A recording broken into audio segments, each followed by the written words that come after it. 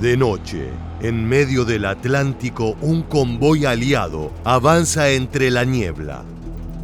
Los barcos llevan combustible, alimentos, municiones y hombres. Desde la cubierta el océano parece una masa negra e inmóvil. Pero debajo de esa superficie se mueven submarinos alemanes invisibles, esperando el momento exacto para atacar. Los U-Boats no necesitan ver todo el convoy.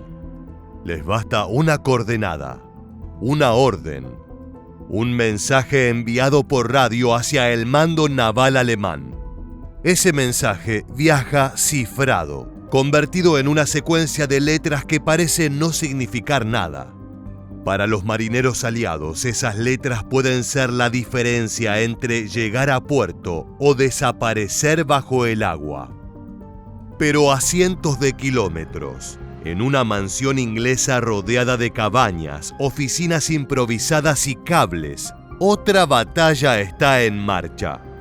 Operadores escuchan señales, matemáticos buscan patrones y máquinas giran sin descanso. En la Segunda Guerra Mundial hubo una batalla que no se peleó con fusiles, sino con mensajes. Y cada mensaje descifrado podía significar un convoy salvado o cientos de hombres hundidos en el Atlántico. Para entender esa batalla invisible hay que empezar por la máquina que Alemania creía imposible de romper: Enigma. A simple vista parecía una caja extraña, parecida a una máquina de escribir. Tenía teclado, lámparas, un tablero de conexiones y rotores. Pero su fuerza estaba en lo que ocurría por dentro. Cuando un operador presionaba una tecla, una señal eléctrica atravesaba el plugboard, pasaba a los rotores, rebotaba en un reflector y volvía a salir convertida en otra letra. Cada vez que se pulsaba una tecla, los rotores avanzaban y cambiaban el camino de la señal. La misma letra podía producir resultados distintos a lo largo de un mensaje. El sistema no dependía solo de la máquina. Dependía de la combinación exacta del día. ¿Qué rotores se usaban? ¿En qué orden? ¿Con qué posición inicial? ¿Cómo estaban conectados los cables del plugboard? ¿Y qué procedimientos seguían los operadores? Sin esa configuración, el mensaje era basura. Con esa configuración, se abría una ventana directa al pensamiento militar alemán. Por eso los alemanes confiaban tanto en Enigma. Las posibilidades eran inmensas. Millones de combinaciones. Intentar adivinarlas una por una era inútil. La máquina en apariencia estaba blindada.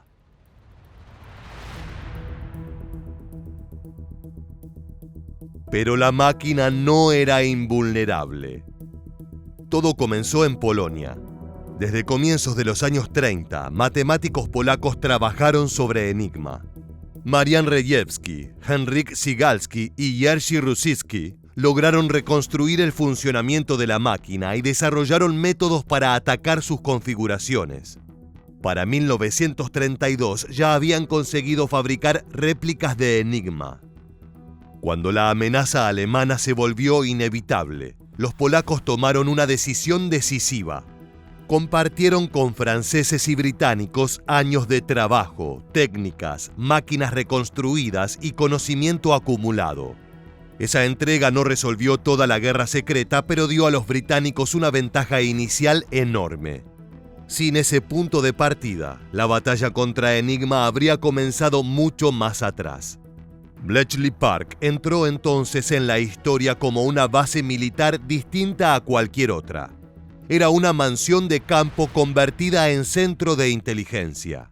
Lo que empezó como una casa llena de escritorios improvisados, terminó convirtiéndose en una fábrica secreta de información. Al principio el lugar tenía académicos, matemáticos, lingüistas, ajedrecistas y especialistas convocados para una tarea que casi nadie podía comprender desde afuera. Pero esa imagen se transformó rápido. La mansión se llenó. Se construyeron cabañas. Llegaron militares, civiles, operadores, traductores, mensajeros, personal administrativo y miles de mujeres que sostuvieron tareas esenciales. Bletchley Park terminó funcionando día y noche, organizado en turnos. In many ways, Bletchley Park was an early version of a multidisciplinary science center much like CERN or NCSA is today. Many brilliant people with different skills and backgrounds were brought together to solve difficult problems. La rutina era agotadora. Los mensajes eran interceptados por operadores del servicio que escuchaban señales de radio en Morse. Muchas veces llegaban incompletos. Eran grupos de letras sin sentido, sin nombres claros, sin contexto visible. Luego se registraban, se clasificaban, se enviaban a las cabañas correspondientes y entraban en una cadena donde cada etapa dependía de la anterior. En Bletchley no se resolvía Enigma una vez, se la atacaba todos los días. Los alemanes cambiaban claves, procedimientos y configuraciones. Cada jornada podía empezar casi desde cero. Esa era la presión real. No bastaba con entender el sistema, había que leerlo a tiempo. Una orden descifrada tarde podía ser históricamente interesante, pero militarmente inútil. Una figura clave en esa batalla fue Alan Turing. Él comprendió que para enfrentar una máquina hacía falta otra máquina. A partir del trabajo previo polaco, impulsó el desarrollo de la Bomb británica, un dispositivo electromecánico diseñado para acelerar la búsqueda de configuraciones posibles. La Bomb no traducía por sí sola los mensajes. Su función era reducir el océano de posibilidades hasta encontrar la clave probable del día. Una vez hallada, los mensajes podían abrirse. Pero Turing no estaba solo. Gordon Welchman aportó una mejora decisiva: el Diagonal Board. Esa modificación permitió hacer más eficiente la Bomb, reducir falsos caminos y acelerar la búsqueda de resultados útiles. Lo que en teoría podía ser un problema imposible, empezó a convertirse en un proceso industrial. Just weeks after arriving at Bletchley Park, Turing decided that the best, and perhaps only way to beat the Enigma machine was to build another machine that could match it. The idea to build an electromechanical machine called the Bomb, based on the Polish design which had been built before the war, raised some eyebrows. While machines were certainly being used, they were still in their infancy, and much of the hard code-breaking work was still done by the good old human brain. Bletchley Park no fue solo un grupo de mentes brillantes encerradas en habitaciones. Fue una red, una cadena de recepción, análisis, máquinas, operadores, traductores, archivistas, enlaces militares y especialistas, capaces de convertir letras sin sentido en inteligencia utilizable. Había personas que tal vez no sabían el significado final de su tarea, pero su trabajo era indispensable. Registrar un mensaje, mover un papel, operar una máquina o traducir una frase podía formar parte de una decisión que afectara una batalla entera. En HAT-8, el equipo dedicado a las comunicaciones navales alemanas enfrentó uno de los desafíos más duros. La marina alemana era especialmente cuidadosa y sus comunicaciones eran vitales para la guerra en el Atlántico. Allí trabajó John Clark junto a Turing. Clark formó parte del esfuerzo que permitió descifrar comunicaciones navales alemanas. Llegó a ser subdirectora del HAT-8 y fue una de sus integrantes con más años de servicio. Durante décadas, el trabajo de muchas mujeres quedó oculto, pero sin ellas, la historia de Bletchley queda incompleta. Mientras tanto, en el océano, la guerra no esperaba. La batalla del Atlántico era una lucha por la supervivencia de Gran Bretaña. Como isla dependía de barcos mercantes para recibir alimentos, combustible, armas y suministros.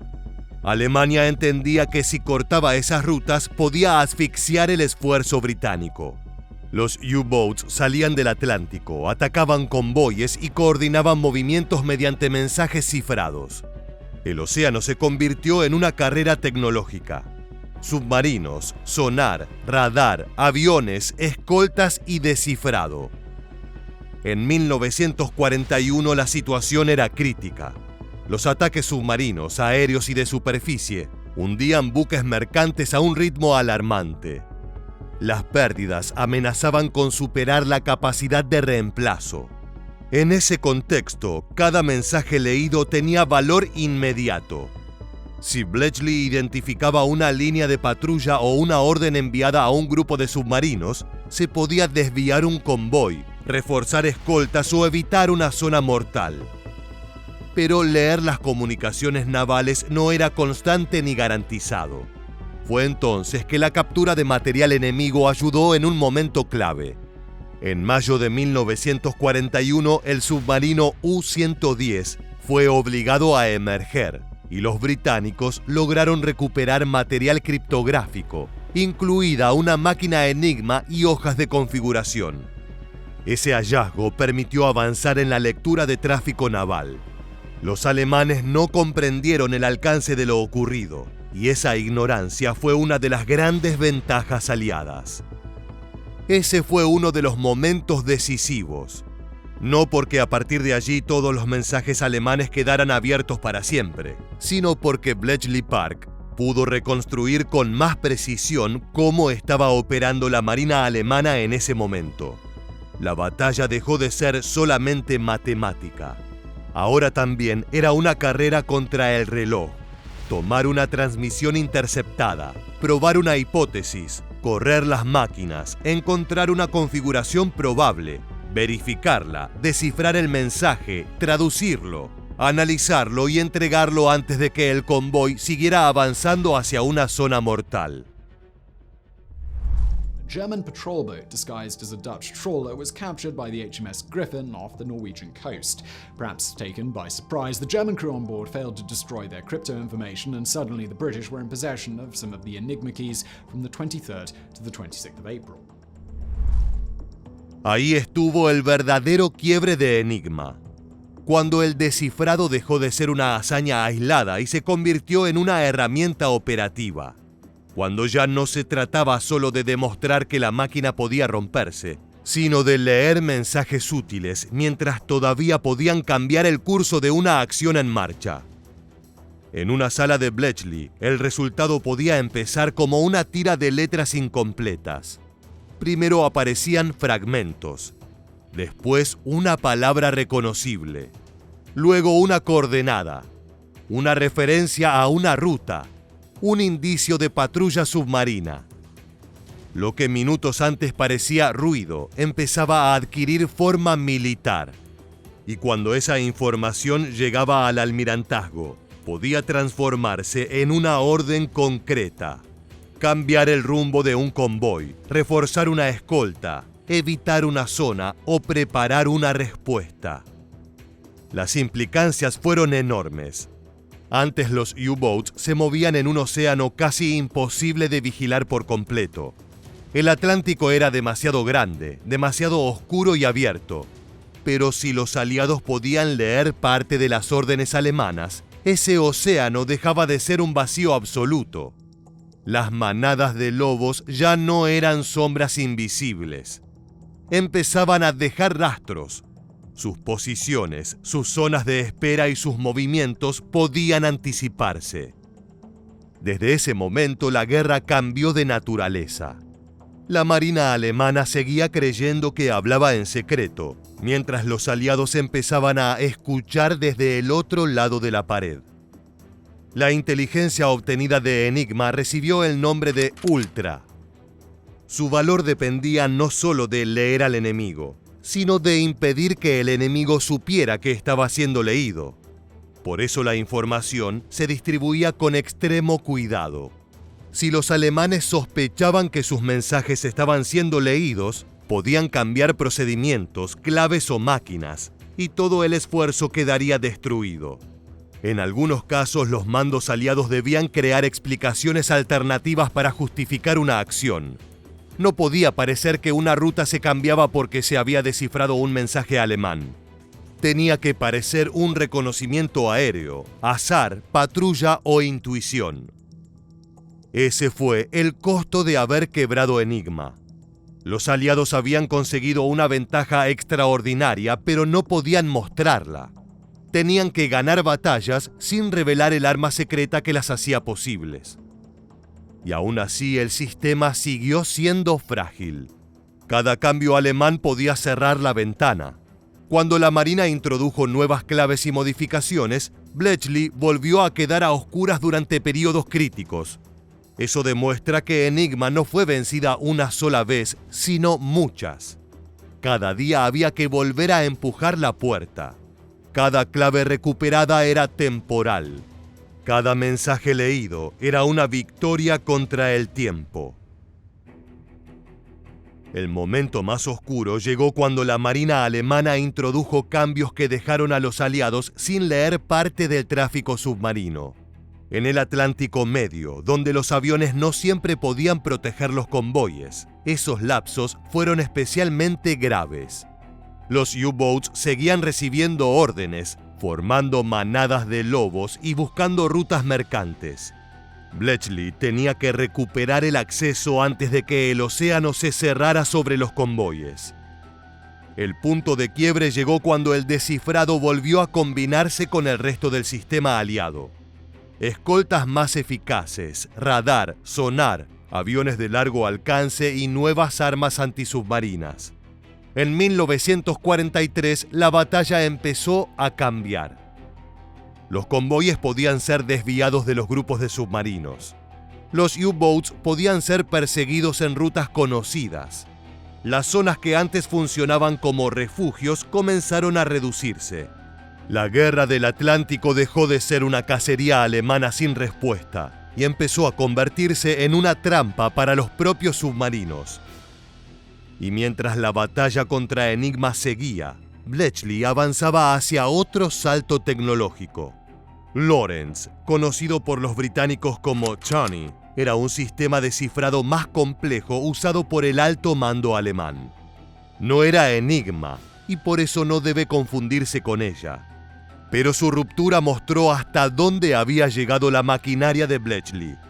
Para atacarlo, el ingeniero Tommy Flowers y su equipo desarrollaron Colossus, considerado el primer computador electrónico digital de propósito especial. Con él, la guerra de letras y cables entraba en un terreno que anticipaba la computación moderna. El impacto de Bletchley Park no fue visible para el mundo al terminar la guerra. Durante años la historia permaneció enterrada bajo secreto oficial.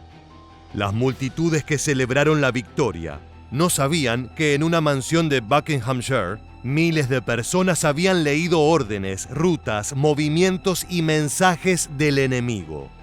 Los alemanes tampoco supieron durante la guerra hasta qué punto sus comunicaciones habían sido penetradas. Esa fue una de las paradojas más profundas de Enigma.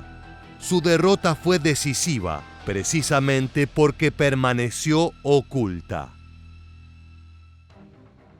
Enigma fue derrotada por matemáticos, sí, pero también por mujeres anónimas en turnos de madrugada, por operadores de radio, por archivistas, por ingenieros, por criptógrafas, por el trabajo previo de los polacos y por una estructura capaz de convertir inteligencia en acción. Mientras los submarinos alemanes cazaban convoyes en el Atlántico, Bletchley Park cazaba patrones, errores y claves.